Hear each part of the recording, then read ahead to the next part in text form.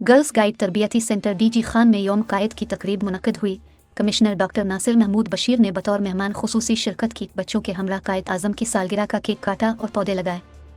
Commissioner डेरा Ghazi Khan division doctor Nasir Mahmood Bashir ने girls guide तरबियती centre में यौम कायद की तकरीब से खिताब करते हुए कहा कि कायद आज़म को खराज अकीदत पेश करने का बेहतरीन तरीका यह है कि हम उनके विजन पर अमल करें। कायद आज़म के अफकार पर अमल करके पाकिस्तान को हकीकी मानों में फलाही रियासत बना सकते हैं। उन्होंने कहा कि गर्ल्स गाइड मुनज़्ज़म यूथ फोर्स है, बच्चों की किरदार साजी के लिए इसका अहम किरदार है।